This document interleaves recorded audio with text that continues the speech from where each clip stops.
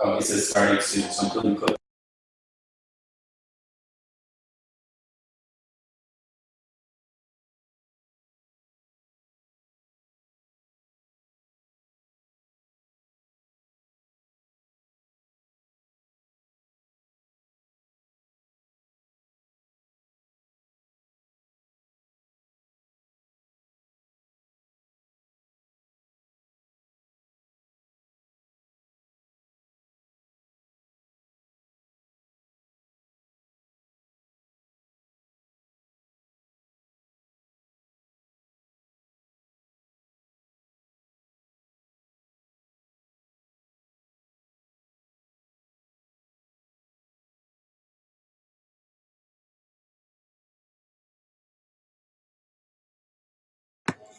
How's it going, everyone? I'm not sure if you can hear me or not. I'm still testing this out, but I am Brian with Underground Cellar, and Lorenzo is on his way and should be here any minute.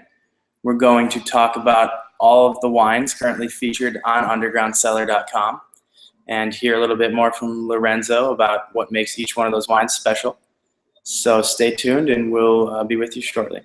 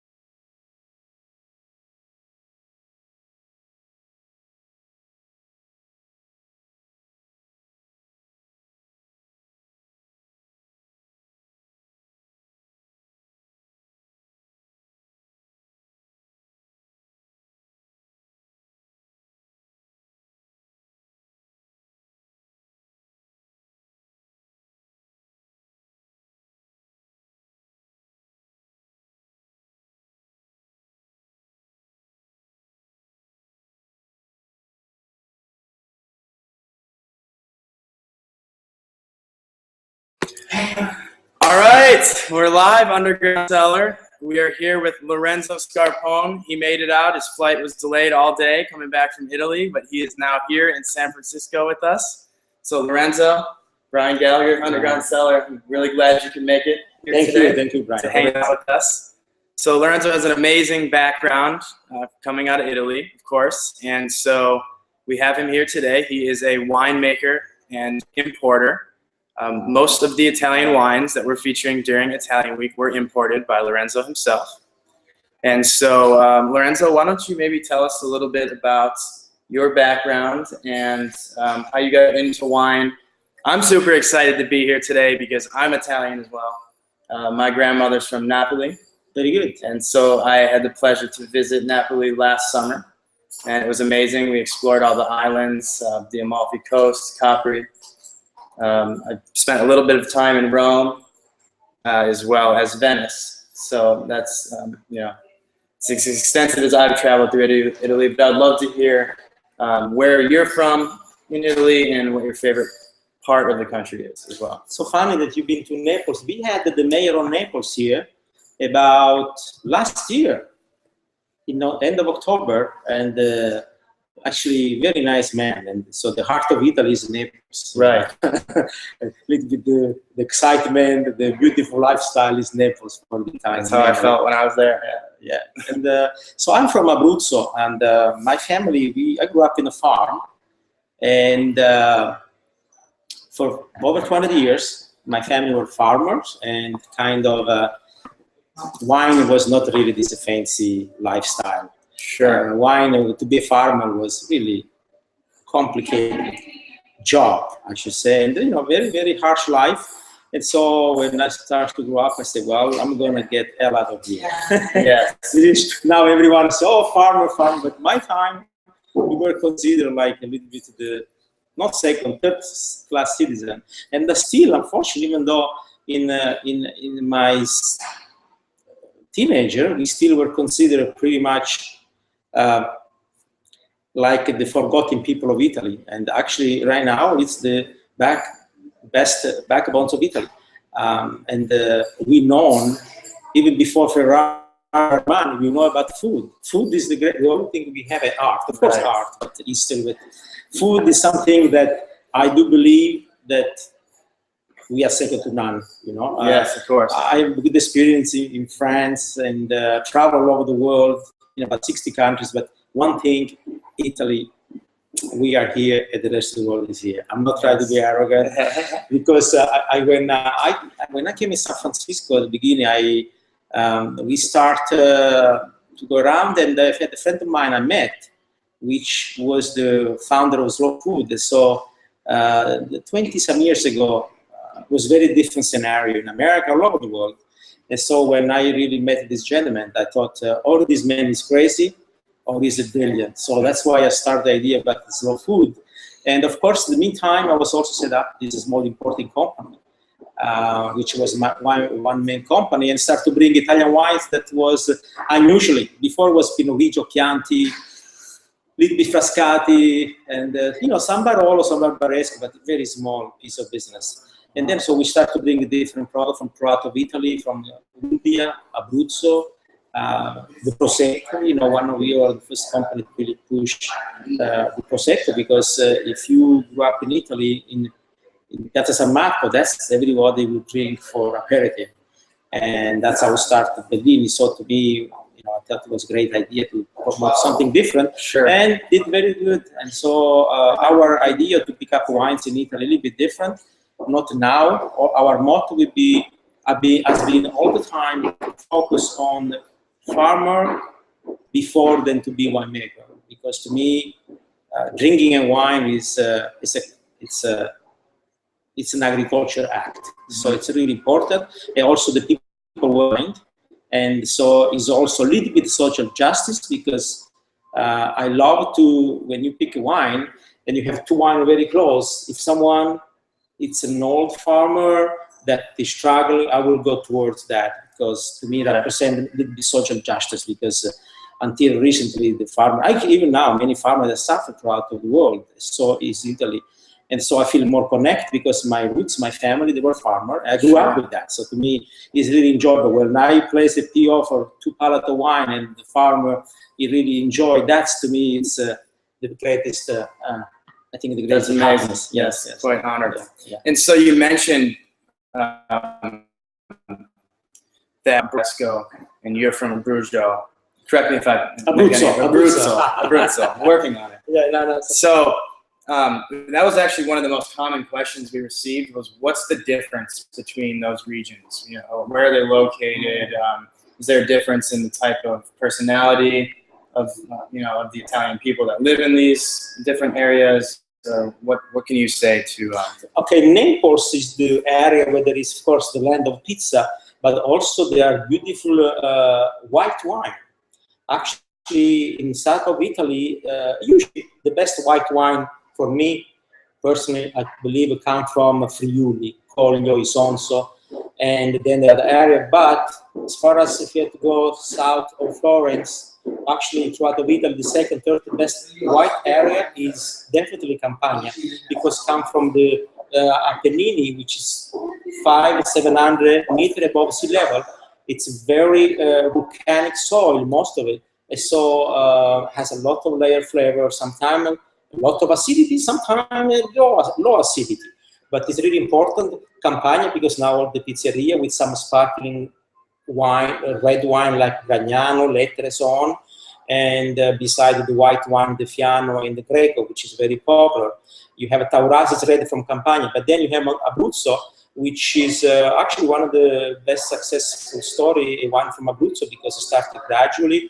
20 years ago, there was only one major producer in America that produced Abruzzo, and now we have probably about 80 wineries that bring wine to the United States. Excellent. Then, of course, Piemonte, we call is the king of the wines, because the king of Italy used to be the Piemontese family, so they always pushed for the Nebbiolo, which is fantastic grape. But then you go to Sicily, lately came and has become very successful because the Nero d'Aula, the Sicilian cuisine does very well. It's very hearty, more Mediterranean. South part of Europe, there is a little bit more seafood, the countryside cuisine, less buttery, less fatty, more, I don't want to say more natural, but a little bit more clean. Excellent. So when you started your import practice, what year was that, and how many brands did you bring to the United States? And then what have you grown it to be since then? You know, when I started, I was a waiter in the popular restaurant here, Hotel de Donatello now it's called. It used to be Restaurant Donatello. And I was there for 4 or 5 years. I was the wait table, I was doing everything. And also I was the last year, I was the sommelier of the hotel and the restaurant. So that's when the idea came to really start to bring in something unusual. And where I met many people, could be the Mondavis used to come at the Donatello, could be the anywhere from Gaia, from the Barolo boys, also so on, and from Italy, from all over the world. Even the French winemaker used to come at the Donatello Hotel. So I had a great experience, and worked with Giancarlo Paterlini, which owns Acquarello now. So we really study, and when I had the idea to bring in different, and through our study we used to do that time, we couldn't have access to so many books during that time, so we had to do a lot of research with a few things we had. And so I think that the most exciting thing for me at the beginning was the esoteric grape of Italy, the underdog, and from the unknown area. And so we start with a wine called Ramitello, which now is brought by a big importer. And then we brought first the Barbaresco, which one was, and then which now is also brought, distributed by a big company. And then Prosecco, we are the first, most important house that they make the best Prosecco today, called Ruggero. And so we really start with esoteric wines from Abruzzo, of course. And, we used to present 3 Brunello, now with 2 Brunello from always small farmer, which is the natural traditional style. It's been always, to me, my first job that I wanna achieve the more successful work I can do with product from London, and also farmer. Number one thing for me, I don't really represent producers that they make 1,000 cases and so on. It's mainly the biggest is 16,000, 10,000, 3,000, 5,000. That's my range. Awesome. That's great. So, you know, we are featuring a bunch of your amazing wines that you've imported. So I was hoping that we could maybe pour a glass. Yeah. And you could sort of tell the audience what makes each of these wines so special. So the first wine that we featured this week was the Amarone, and it is a Corte dei Signori. We featured that, I believe, on Monday. It was a $60 bottle of wine. So we'll try this one first. Thank you. And talk a little bit about it. So this is come from San Pietro in Cariano, and is made by a very close family friends of mine, which when we started, there was very different label, different wines. But when I was tasting the wines, the early time for this winery, the three brothers, they had an amazing grapes, but I think to me, I remember I made a phone call to them. I said, you know what, really great. We had a panel of people to taste your wine. I think you needed to do some more work, but on the label, especially wine a little bit, to make it a little bit more cleaner, refined, because it was a little bit sometimes, was a little rough, maybe too funky on nose. And actually, that's what we talked about 18 years ago. Now, they did an amazing job to change, because one brother is the winemaker, and then Massimo does more the accounting and so on. So this is a very successful story, because they were farmers for about over 150 years. There was 6 kids, and I kind of connect because my family was also, we are 6 kids. So so they did an amazing job. San Pietro in Cariano, they are some of the greatest producers in that area in Valpolicella. Mainly this is Corvina, Rondinella, Negrar, but mainly Corvina what gives mainly the grape that gives the body, the flavor. I think Negrar give a little bit, slightly the color, had some perfuming, a little bit more violet, but I think the Corvina for me is the one give the body, the longevity, and of course the all dry grape, so picked and put on the shelf, and aeration usually is the last room higher of the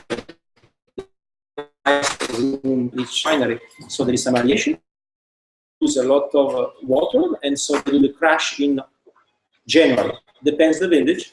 If it's very wet vintage, usually has to wait a little bit to get more extract. If it's very dry year, they usually mature early. And yeah. Excellent.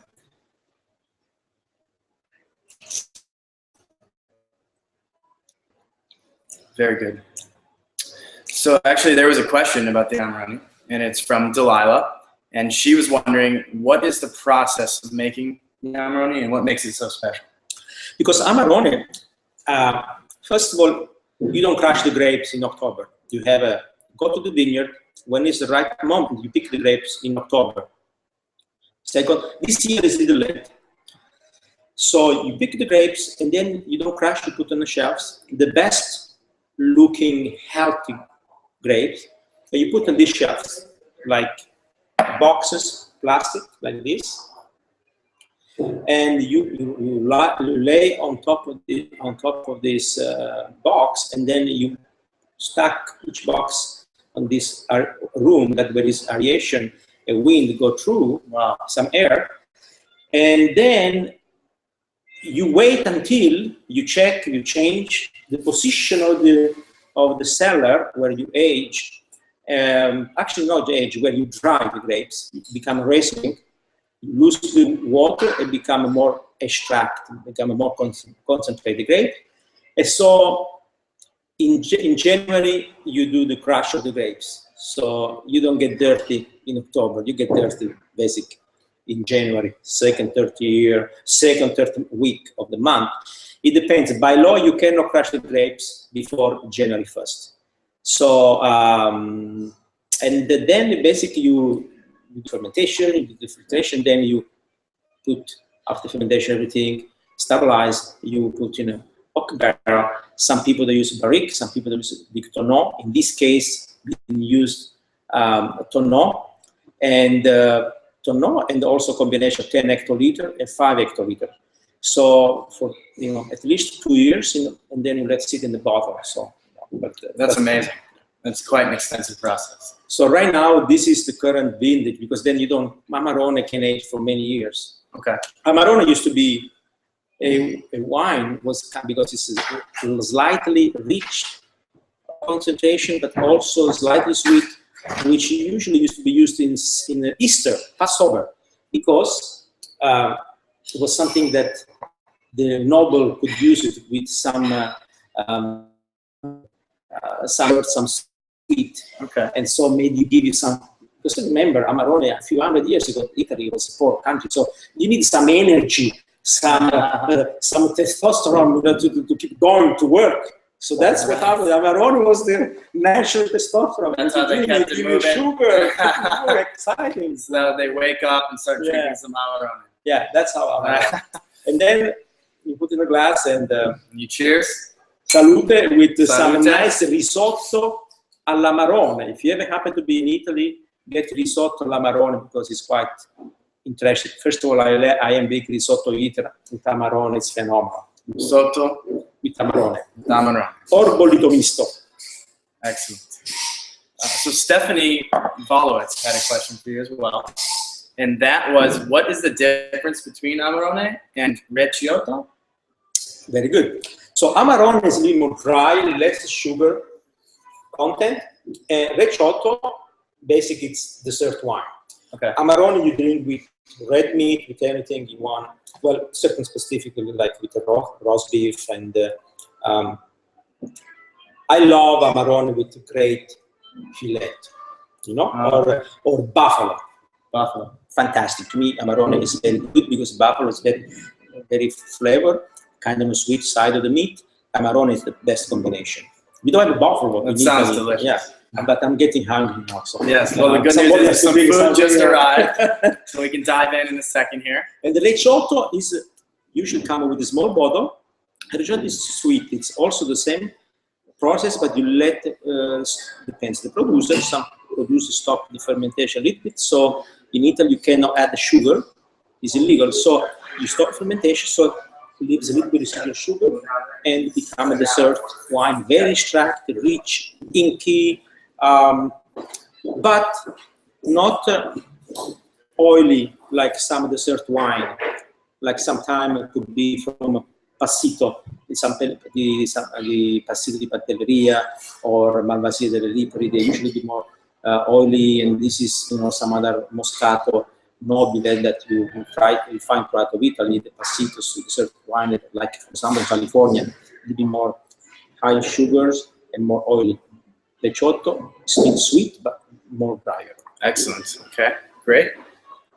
So, if you're watching, Jeff and Brandon are currently live tweeting and have a little special surprise for you if you email VIP@UndergroundCellar.com. So if you want to try some Amarone, there are only 18 bottles left in our offer. So email VIP@UndergroundCellar.com right now, and Brandon's going to hook you up with a little special gift to get you started with some Amarone.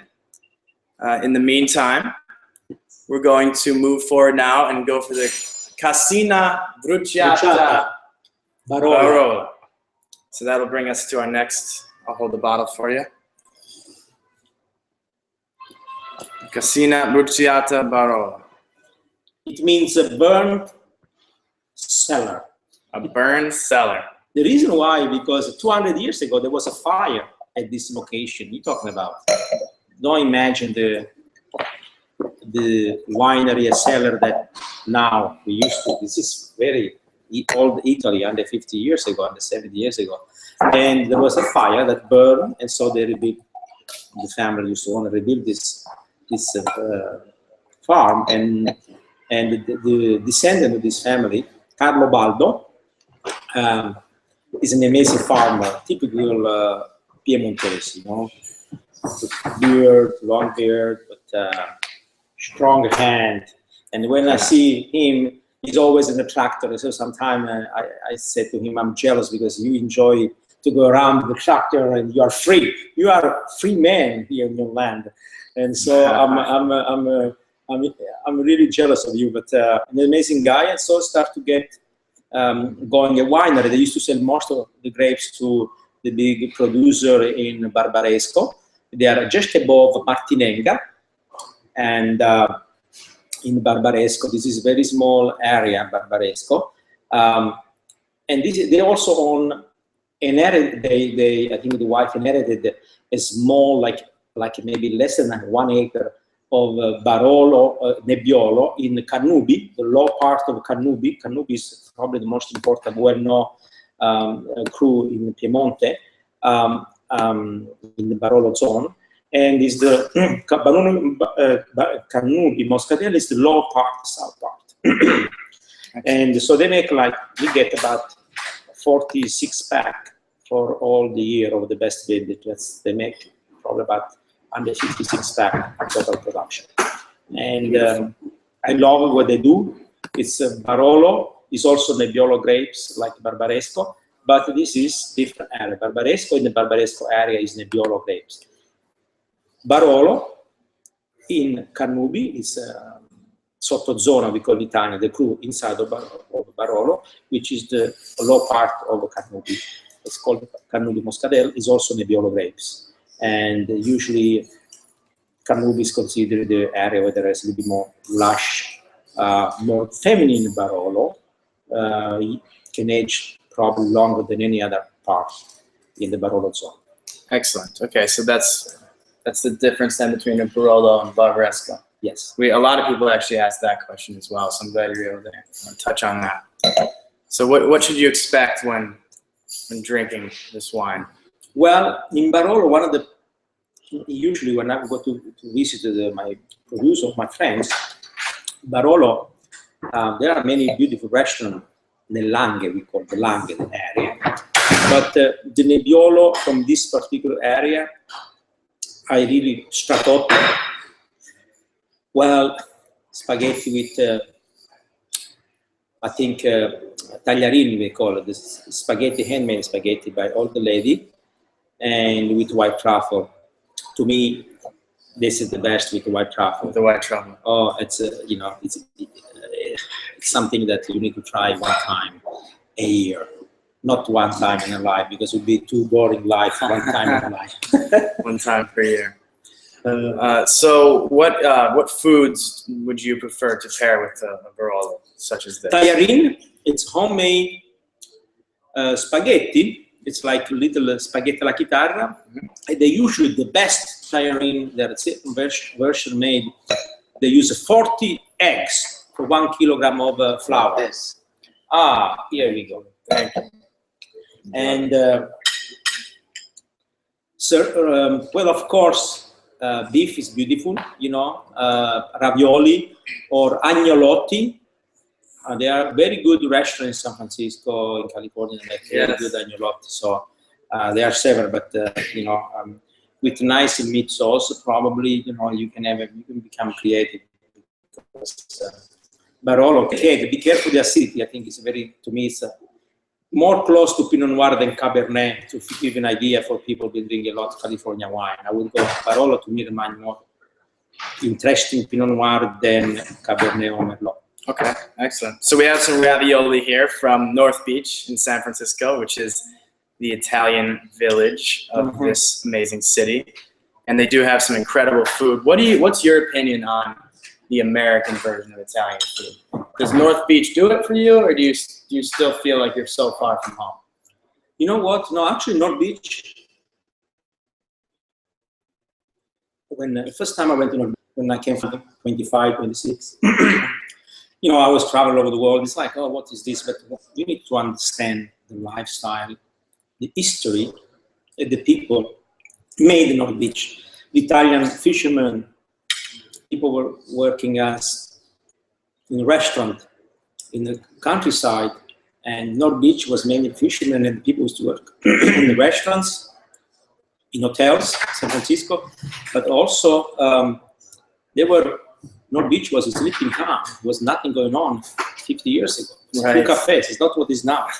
So, but I think the food is very good. There's some very nice, authentic restaurants, but San Francisco, I think, you know, a lot of restaurateurs, you can ask them all because I know most of them. A lot of time they say, oh, I am here, French. You cannot be successful if you don't have a certain dish Italian on the menu. There is no way. Right. And tell them I said so. Yeah, I'm willing to answer for you because Excellent. I really enjoy that dialogue. The lifestyle of the San Francisco is an amazing city. I really enjoy it very, very much. It is amazing. Is there a city in America that you would prefer purely for the Italian food, or the local Italian village that you think is better than San Francisco? I'm personally from Chicago, so we have a pretty good Italian village. Yeah, very Chicago. good. Yes. I think San Francisco is more contemporary. The food is a little bit more, I mean, you see, I think in Chicago there are a few individual restaurants very good, but in San Francisco there are restaurants every week, every month going up. And a lot of them, they do Italian cuisine, even though they say, well, California cuisine, but you know what, the idea, I'm not this Italian arrogant that, you know, thing, because I'm not, but I'm also a pragmatic person. I know that one thing we have to do the cuisine in Italy is sometimes not the best. As some Italian, I'm a very big fan of Italian cuisine, but also sometimes just because you are born in Italy doesn't mean you cook very good food. Just because you make this certain dish. So I'm very particular, and I believe some of the best Italian food is cooked by non-Italian in San Francisco. And but there are very That's few. interesting. But there are very few Italian, and that they really are, to me, the authenticity. They have a great authentic cuisine, and they should be at least respect for that, because usually they don't make money because it's crazy. Not many people understand that. But I understand that, so I really enjoy that part of it. I'm like very simple cuisine. For me is important. Too much, 3, 4, 5 ingredients too much. Okay, that's great. So this is an amazing wine. We are currently, I believe, featuring this wine on the site, which brings us to our next offer that we've posted, and that is the Bella Collection. How do you collection? So in English, that means a beautiful collection. Yes, a beautiful collection, and this one happens to be comprised of a mix of Italian reds. So we'll go through the wine list here and we'll see what Lorenzo has to say about these wines. The entry-level bottle here is a $37 2009 La Montecchia Oregno.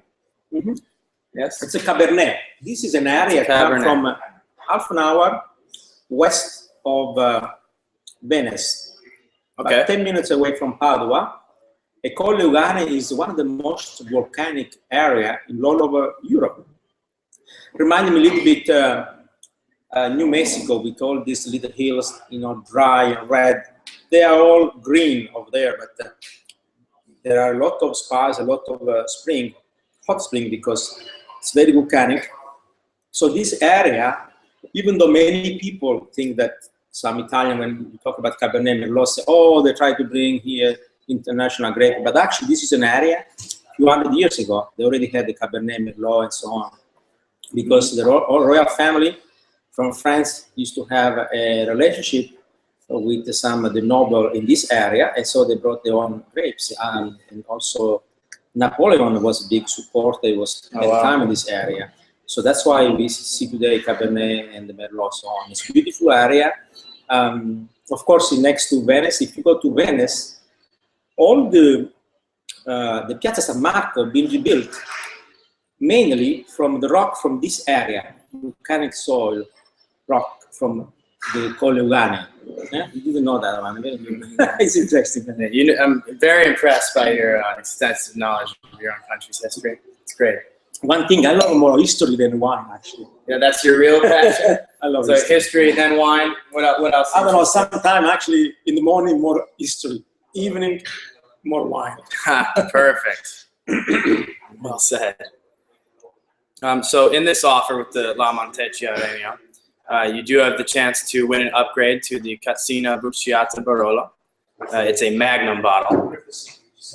This is a $37 per bottle offer. Like I said, if you're watching right now, email VIP@UndergroundCellar.com, and Brandon and Jeff are going to hook you up.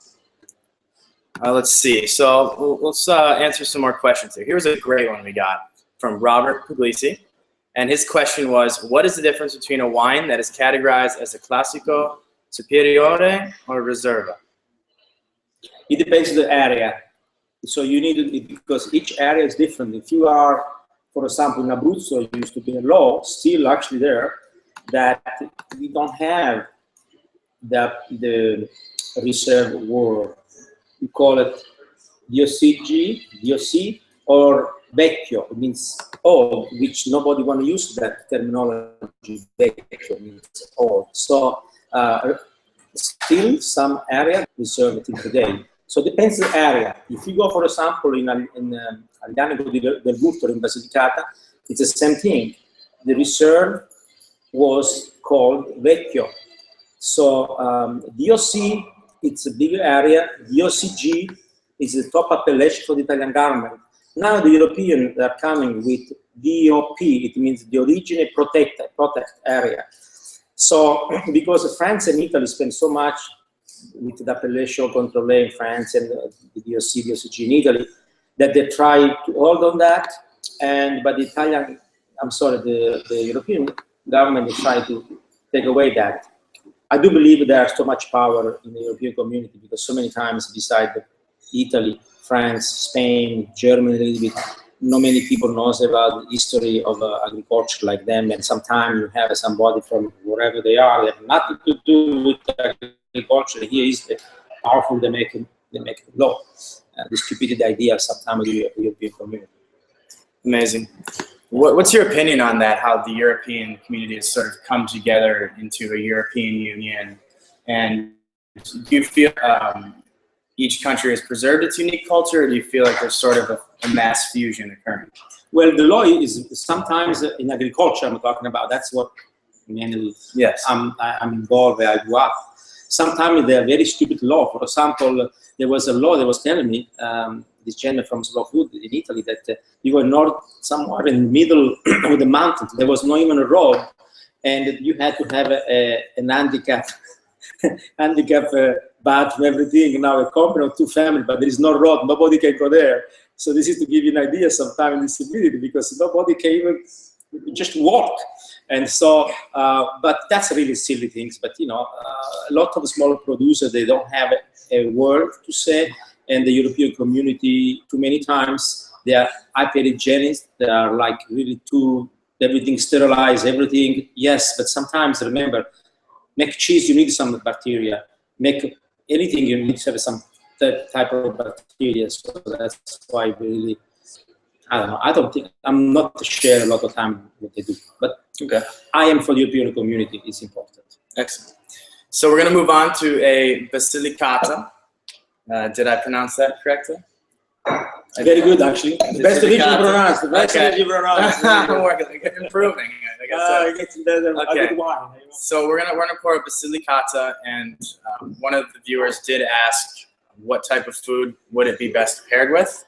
Is a chicken dish like a chicken parmesan, or a penne pasta maybe with a light sauce, or would you go different than that? This is probably the first time officially I introduce something very unique. We brought every year 1 pallet of this white wine, but this is actually, it's a red grape. Okay, and amazing. Probably the first winery to make a white wine from a red grape. Aglianico, it's a grape, an ancient grape, was introduced to Italy during the Roman time by the Romans. So the Greek used to call Hellenio, and the Romans used to call Hellenico, from the Hellenic Peninsula. But this is a grape, came from Greece, and this producer, what they did, Bonifacio, remove the skin, and they made white. So it's white wine, and probably it's the first time that most of people can experience a white Aglianico del Vulture. Never had it before, for sure. Wow, that's amazing. It's rich, a lot of acidity. Yeah. Still, this is, you cannot drink young, 1-2 years, this wine, because it's... Yeah, you could never know that this was made from a red grape. It's completely white.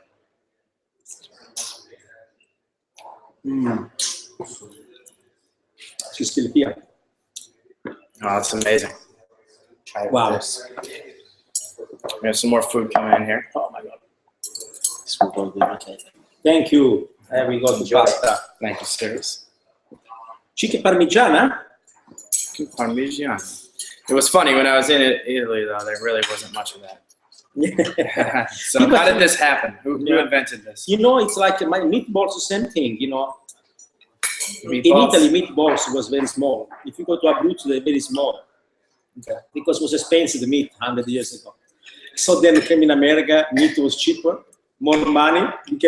Gradually, the meatballs, small, became bigger and bigger and bigger. Now you have this meatball, because, when you have money, you can do whatever you want. So,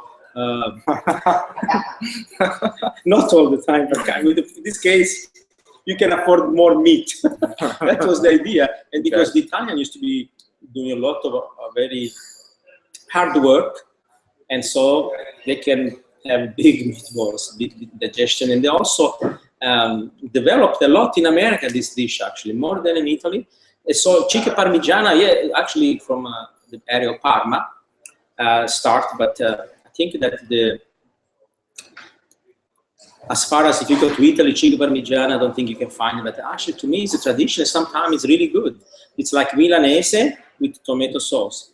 And they're really beautiful. I love it. And sometimes certain dish, like I had an experience to be in a dinner with an old lady, a very old lady that grew up in America, and they cooked an amazing dish. Like I had the pleasure with the San Giacomo vineyard. The lady, before she died, we were there, a table of 10 people. She made some of the most amazing food still today. And there's all typical chicken parmigiana, eggplant, and the pasta like this. It was an amazing experience, really good. So sometimes you can still have all the recipe Italian America that did well. It's about the ingredient. Beautiful. So what can you, it's hard for me to, this is such an amazing wine. And it's so unique. Can you put it into words for the viewers, kind of what this tastes like? And this is a stainless steel, it's no oak, nothing. It's stainless steel, little bit lemon, bone dry, clean finish. Actually, this is, I would bring this with sardine from Monterey. I ate very good sardine in many restaurants in San Francisco. One I was impressed from Hayes Street Grill. I think it's in Hayes Street. Really beautiful sardines, but there are many restaurants. One in North Beach called E Tutto Qua, and there are many restaurants. Sardines is very good with this dish. Beautiful. I mean, with this wine, but the dish usually good fish, a little fatty. You need some good amount of fat to have this wine because it's so much acidity that you need to have a serious fat. Well said, yeah, I can tell. Delicious. Lemon, a little bit of pear, slightly, maybe. Lemon. So Lorenzo, we're also featuring some 100-point wines on the website right now.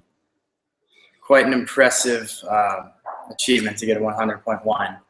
How difficult, as an importer and someone who's moving wine to distributors, how difficult is it to get your hands on 100-point bottles of wine?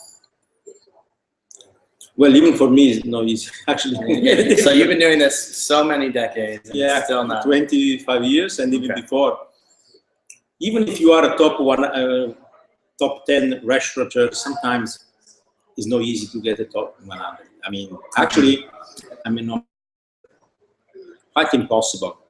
And so it's another business one which is so complicated, and so sometimes I stay away because it's so hard, and sometimes you work so hard for nothing. So the best way is let go to who can do get something like that available. And first of all, the winery never want to release this to whoever they want, and they don't want to sell it to. So everyone is the treasure, is the trophy that everybody want to have, want to achieve at the top. And usually with myself, if I'm not drinking, I'm just for a period of time. Sometimes I stay away from drinking, but someone tell me this wine under point or 98, 95. I'll drink. You have to try it at least. Yeah. I'll drink because it comes once in a while. Once in a very rare. Right.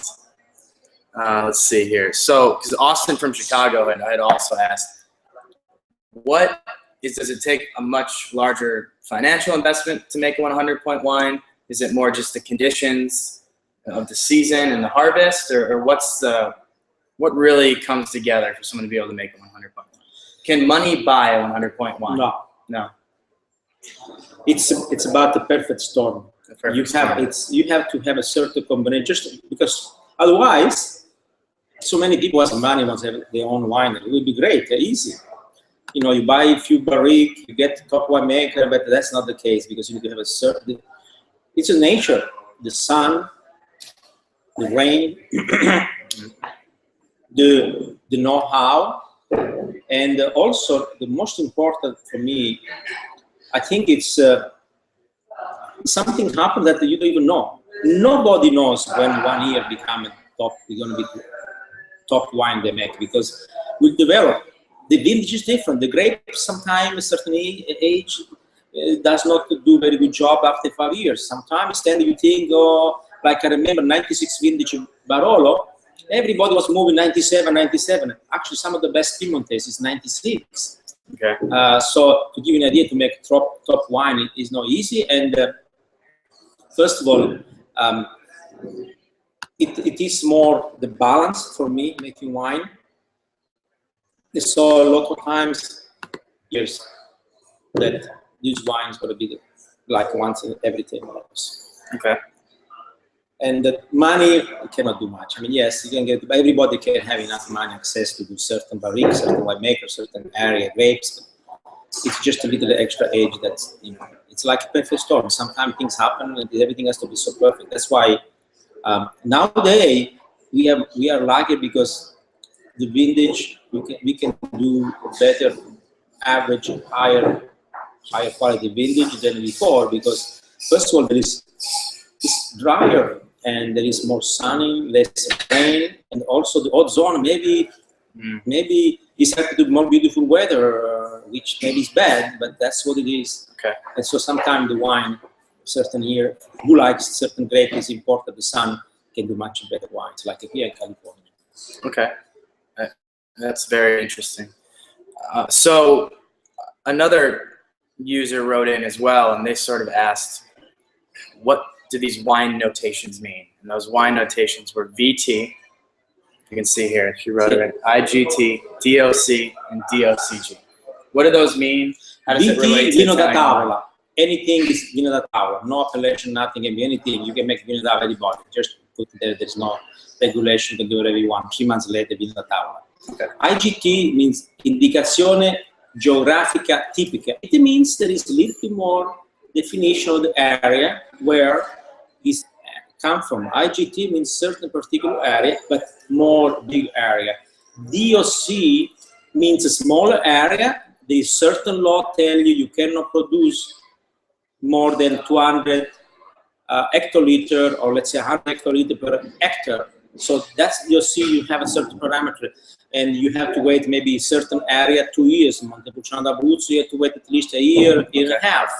And then the DOCG is the top appellation, means the origine controllata e garantita by the Italian government. Oh, wow. And so, and there are about 27 DOCG. I remember there was 3, 2, 5, I remember the time. And so DOCG means that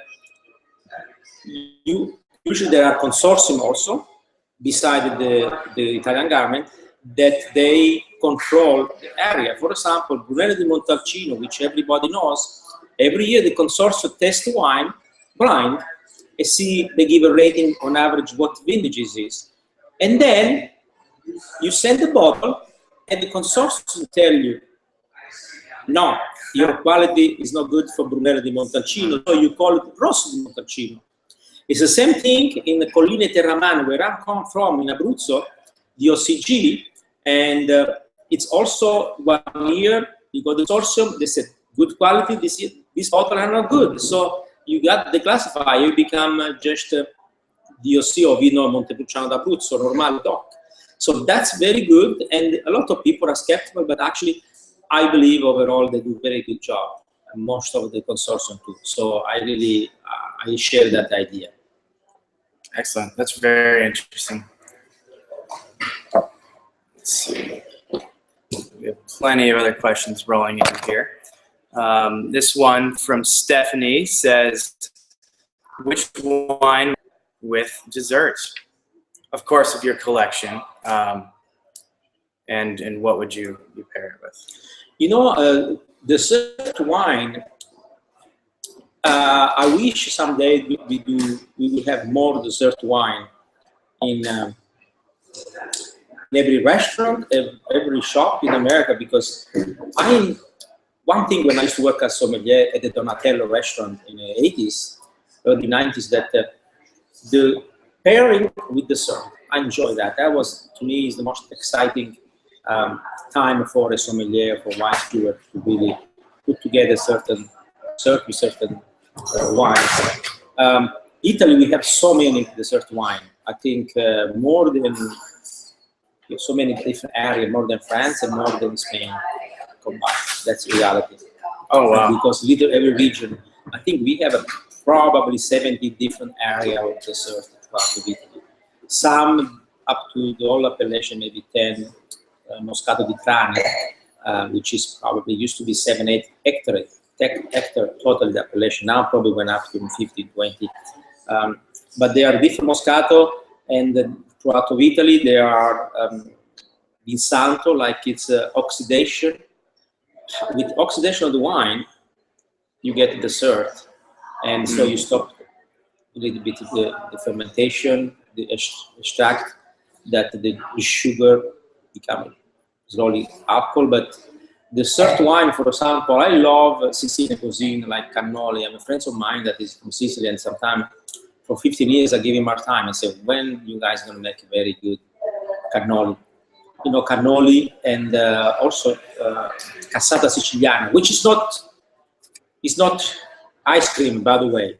Cassata siciliana is fresh, ricotta cheese is most important, and a little bit marzipan and pan di Spagna we call. So it's so important, cassata, for example, with Zibibbo from Sicily, or Malvasia delle Lipari, you know. But cannoli, usually you have to be really good to make cannoli. Okay, we picked up some cannoli for you. Delicious. And I believe we have some dessert wine that we are pairing with this. Very good. Thank you so much.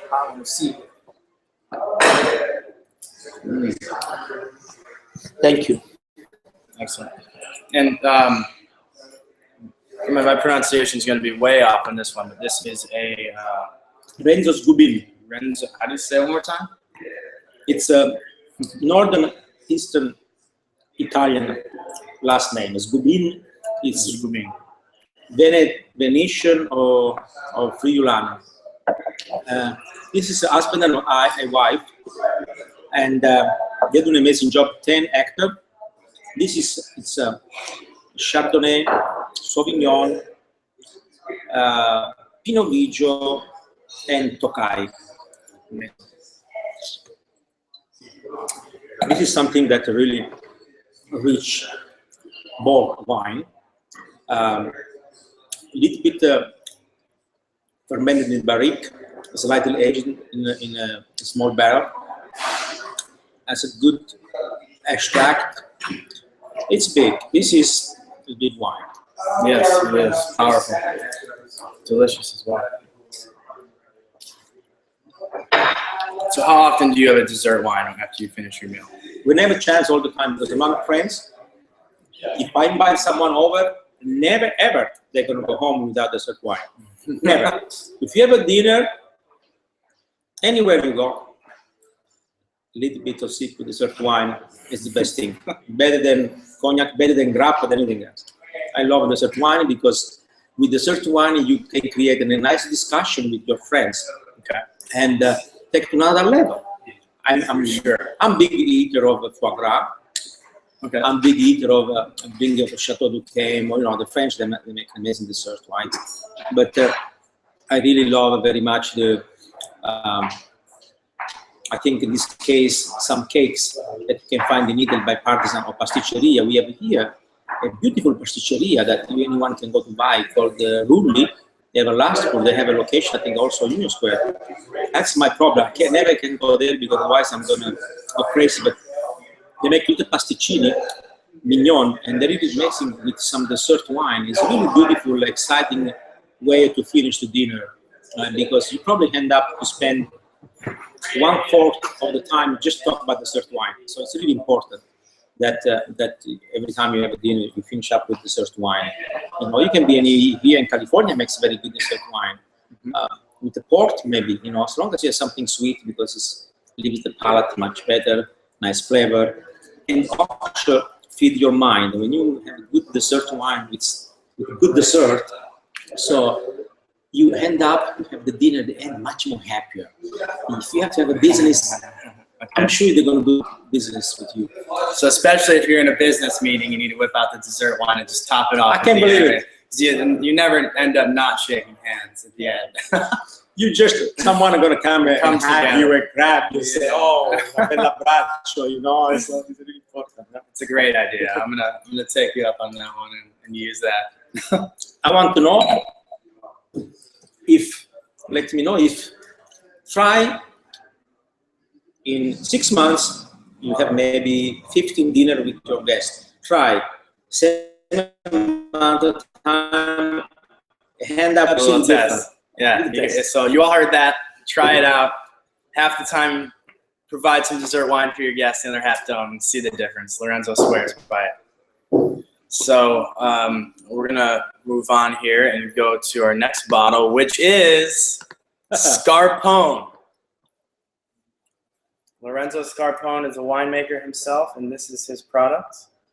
So we're going to have some of that. And at the end of the show, if you're interested in trying some of this, make sure you email VIP@UndergroundCellar.com, and we can actually get you hooked up with a case of Scarpone. And if you decide that you want to buy a case of this amazing wine, Lorenzo will autograph some of the bottles for you, and we'll send it out.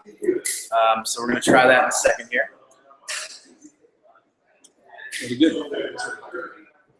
Yeah, so which particular vintage is this bottle that we're going to be tasting today, Lorenzo? And tell our users a little bit more about it. Well, this is, we have make 2 wines. The best vintage, we don't call reserve, but it's our reserve, as I said, because it's tribute to my father. Because my father was one of the most amazing farmer I ever met and encountered in my life. And I didn't know that until he was gone. He died very young as a farmer, at 52. And so I spent a good amount of time at my early age. And I really want to have something for him to be remembered. And it's called a tribute. My store used to have a tribute to Vincenzo. Vincenzo was his name. And he worked so hard all his life. That the least I could do. And so, but only for the best vintage, we do 300 6-pack, 200 6-pack, it depends. And that's a tribute to Vincenzo.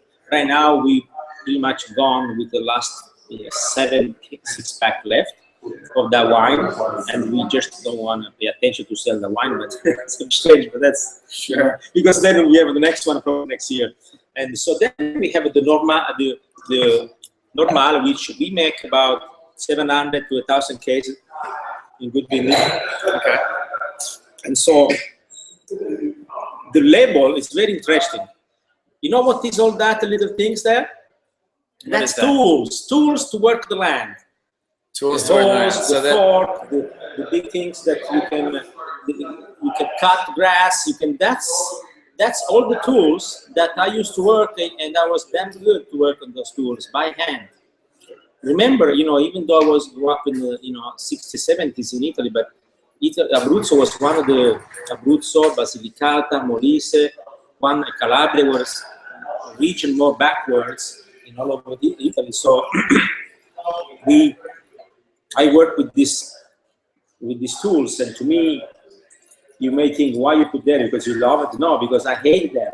Because I didn't want to do this job. That's when I was a teenager. I want to get out. Okay. Then after 25, 30, I changed, and now that's one of the reasons why I became a big advocate for the farmer, and I started all these chapters of food in the United States 20-some years ago, because to me the farmer are the most important people, the most unique people, creators. Without them, a lot of this computer would not work without the farmer. So this is Montepulciano from Abruzzo, 100%. We have about 6-acre vineyard. And this is no oak, 100% stainless steel. This is very easy drinking. If you want wine for us has to be shared with your friends. It's so satisfying. And it has to represent a vintage. Every year, a wine has to be a little bit different. It cannot be every year the same. So, that's a nature. Because really, you can drink wine, but you don't drink wine the doctor tells you to drink wine. So it's something that you enjoy. It's part of our heritage, because thousands of years we've been drinking people drinking wine, beer. So for me, it's very important. And by the way, I've been drinking wine since I was a teenager. I never get drunk, nothing, because moderation is number one thing. Because if I get drunk, then I don't understand anymore what I'm doing. I don't have fun anymore. So I need to be aware of what I'm doing. And so this is very beautiful Montepulciano d'Abruzzo. And my family were living in this area for about over 200 years. And we have a bed and breakfast, 4-bedroom. It's an agriturismo, it's called. And it's in Via Scarpone, my ancestor. So a lot of time some of my friends came to visit me in my hometown, and they say, "Oh, you were able to get your name in the street." No, the street was there before me. So before us. So that's why the tools are very important. And everything changed in my life when I was in army, and my father passed away. Vincenzo, thank you. And my father passed away in May. And so I was grown up in the family at that time. My 2-3 older brothers that were already left home away. So I decided to do the harvest my own way. Now, the exciting story was that everyone, same thing every year. They don't used to look farmer. The sugar level, rate, the seed. So, oh, the moon, usually by this time of the year, I crashed the vape. Because I went through the hotel school a few years early, so I had this booklet that I learned from the Italian Sommelier Association. And so I was checking the sugar level, everything, measuring it. Some old man around said, "Oh, this Scarpone family this year has gone crazy. What is doing this kid?" And I really want to try. And everybody was calling me, "You crazy? You're gonna ruin your wine." And I kept saying, "Don't worry about it. I'm gonna ruin everybody. My mother upset, my older brother upset. Oh, you ruined everything this year. Don't worry." And so when was the time the sugar level was there? Everything arrived. I said, "Okay, let's do it." And then fermented. Before I say, "Oh, usually we do 3 hours." I say, "What 3 hours? If it's cold, the sugar level it does not go through completely." So I said, "I'm going to wait a bit, go down the sugar." So another problem with the family. Anyway, so at the end of it, we did wine.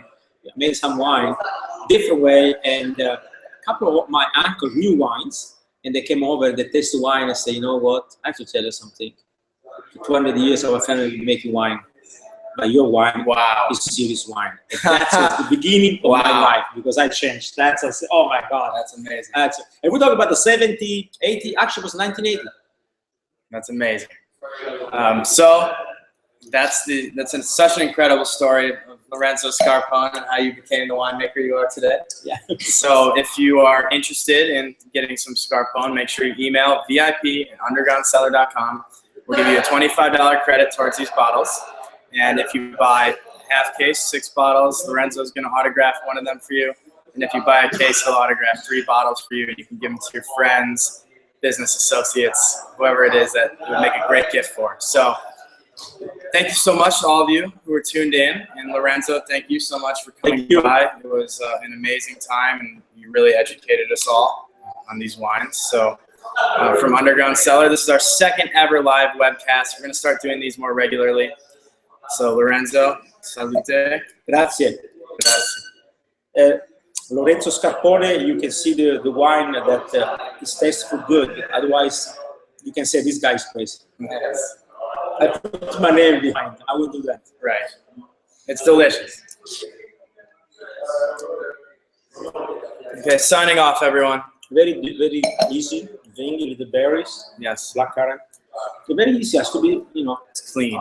Clean and not enjoyable wine with the friends. Delicious. All right, thanks, everyone.